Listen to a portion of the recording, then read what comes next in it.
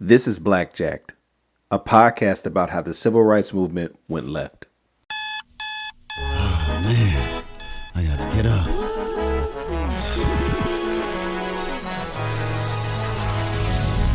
I gotta go. I gotta go. I gotta go. I gotta go. I gotta get up and go. I gotta go. I gotta go. I gotta get up and go.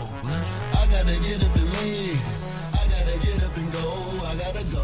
I gotta get up and go. Ladies and gentlemen, welcome to a very special episode of the Blackjack Podcast.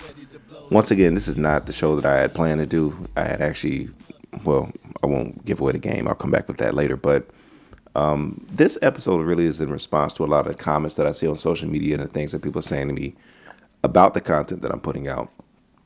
I want to say up top, black people in this country will never advance at all. We will never move forward one iota until we get out of our mind this idea that we can make progress without suffering, that we can somehow improve our condition and there's no sacrifice involved.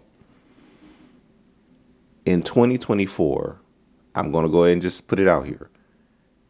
The greatest active obstacle holding us down isn't necessarily racism. Now, again, racism has created all this and sustains all of this. But the number one impediment from us actually getting somewhere today is our convenience to comfort and aversion to suffering. Period. You can look through the whole history of the world. Every bit of progress black people have made, it has been through suffering. It has been through sacrifice. Think about a slave revolt. Slave revolts were dangerous. Like they knew we could die and probably will die, but we're going to do this in the name of progress. Look at the Montgomery bus boycott. Those people walked for over a year, for miles, through the winter, whatever. That's not convenient. Everything has required sacrifice. And yet in 2024, we somehow have this idea that we can do all this without suffering. We're going to keep progressing, but it's got to feel good.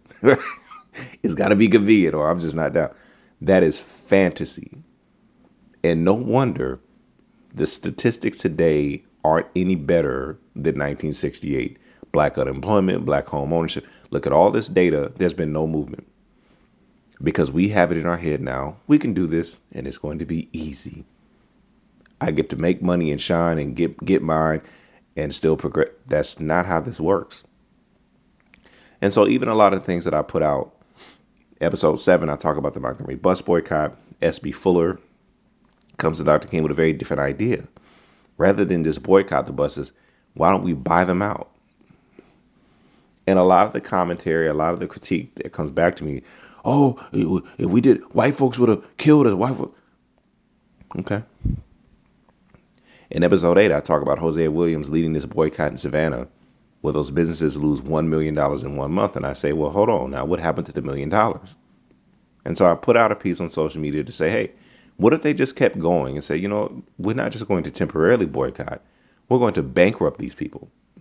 We're going to put them out of business. We're going to buy them out. We're going to, white folks would have.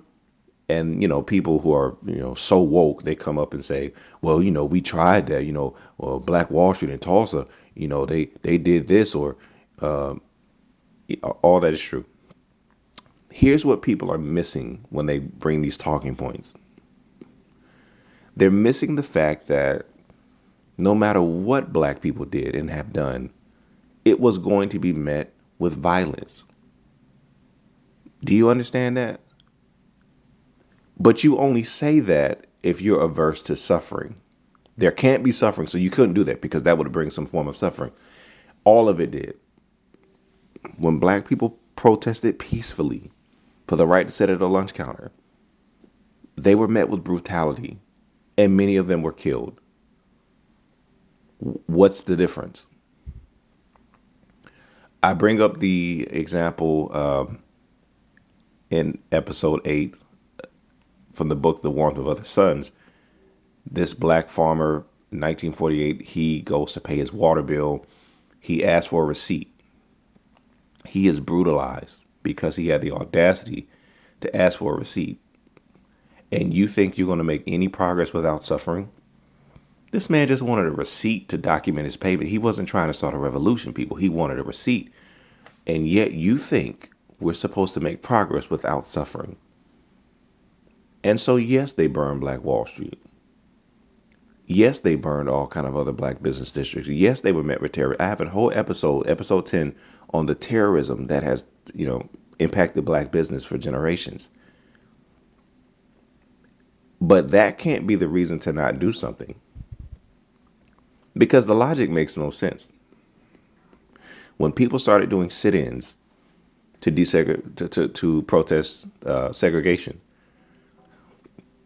many were brutalized, many were beaten, many were even killed. And guess what? They kept going, though.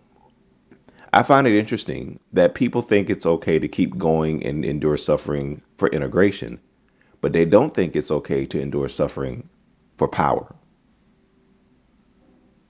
So it makes perfect sense when those students went down to Mississippi for Freedom Summer and they killed all kind of people. Remember, there's this famous case, Freedom Summer. This is the summer of 60. Wow, I'm blanking out. Is it 64 or 65? One of those. I'm so sorry. I'm really blanking out. But they want to educate folks down there. They want to register people to vote. This is dangerous work in Mississippi in the 60s. This is dangerous work. And there's a famous case, mostly because two white boys died. There's these three folks who are in a car: Goodman, Cheney, and Schwerner. Okay, Goodman and Schwerner are white. Cheney is a black guy, and he's a local to Mississippi. The police pulled them over, and they never hear from these guys again. Finally, the president says, okay, we need to get involved here. And so the FBI goes and starts searching for these boys, and they finally find them. They're like, buried somewhere in like Philadelphia, Mississippi, or somewhere like that.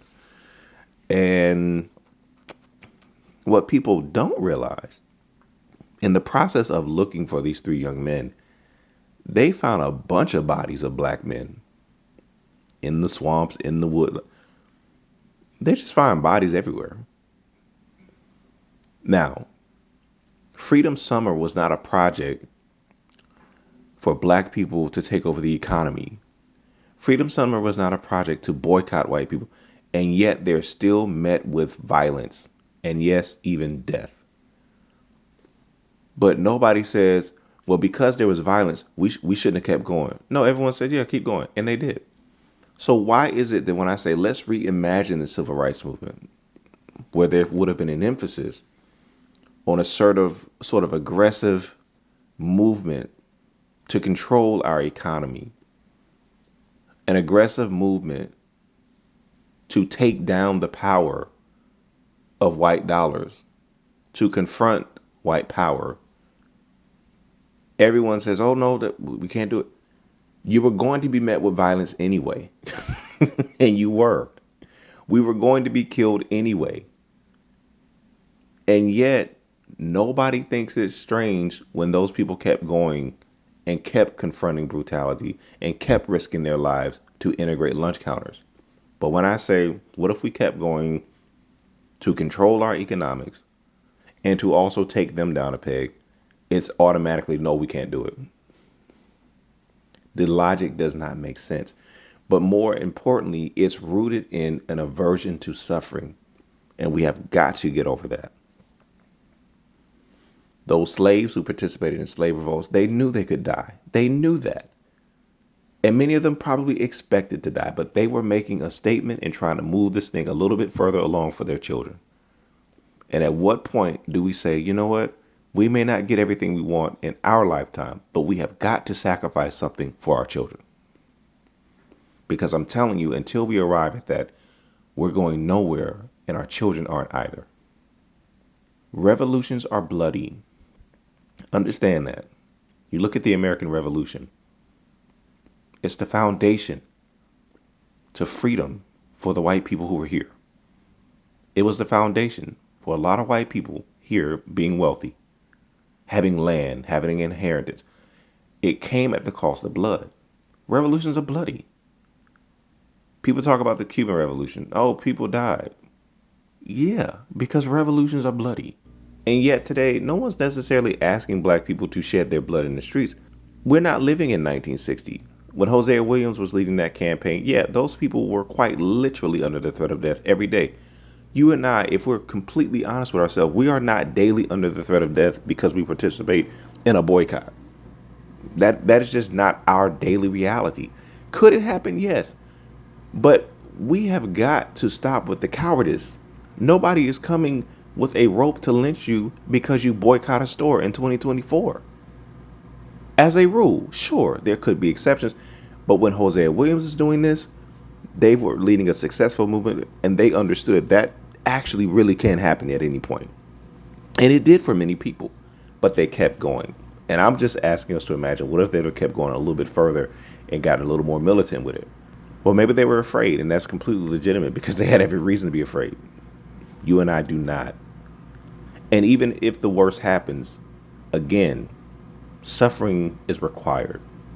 Sacrifice is required. The revolution will not be painless.